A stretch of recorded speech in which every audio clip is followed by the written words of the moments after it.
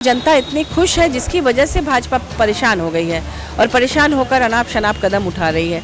हमारी पार्टी में लोग दुखी हैं क्योंकि परिवार का एक हिस्सा अगर अलग होता है तो जाहिर सी बात है सब लोग दुखी होते हैं, लेकिन इससे फ़ायदा या नुकसान की बात नहीं है। बंगाल में जो कुछ भी हुआ वो पॉलिटिकल नहीं था।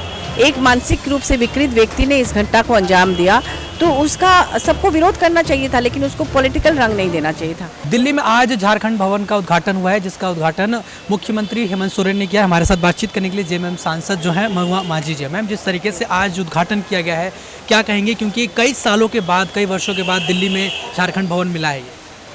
देखिए, ये बहुत खुशी का दिन है झारखंड के लिए, क्योंकि झारखंड दिल्ली से काफ़ी दूर है और वहाँ से अधिकारी या जनप्रतिनिधि और तमाम लोग दिल्ली आते हैं विभिन्न कार्यों के लिए।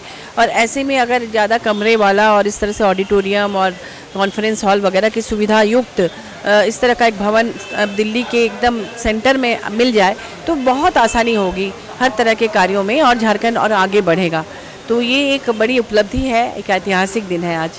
झारखंड के लोगों के लिए किस तरीके से इससे फ़ायदा हो सकता है, क्योंकि जो इसमें तमाम सुविधाएं हैं, 50 से ज़्यादा कमरे हैं और राज्यपाल, उप मुख्यमंत्री सबके लिए व्यवस्था। निश्चित रूप से जो भी नियम होगा, सरकारी नियम के अनुरूप जो भी कायदे होंगे, नियम होंगे, उनके अनुरूप जिसको भी ज़रूरत पड़ेगी उन्हें निश्चित रूप से मिल सकता है।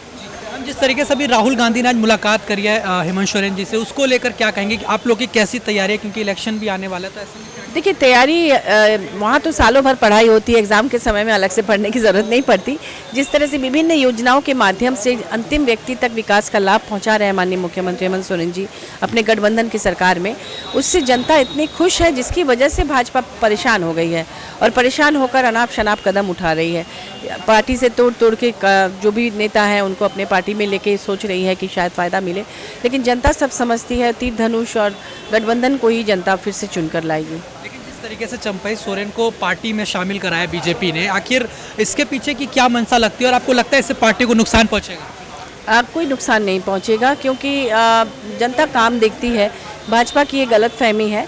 हमारी पार्टी में लोग दुखी हैं क्योंकि परिवार का एक हिस्सा अगर अलग होता है तो जाहिर सी बात है सब लोग दुखी होते हैं, लेकिन इससे फ़ायदा या नुकसान की बात नहीं है। सवाल है मैम, जिस तरह से महिलाओं के साथ जो घटनाएं हो रही हैं देश भर के अलग अलग राज्यों में, रेप की जो घटनाएं हो रही हैं, तो आपको क्या लगता है आखिर ऐसे क्या कानून होना चाहिए जिससे ये घटनाएं कैसे रुकेंगी? क्या कुछ इसमें लेकर बिल आना चाहिए, क्योंकि आप सांसद भी? बिल तो निर्भया कांड के बाद भी बहुत सख्त कानून बने और सब कुछ हुआ।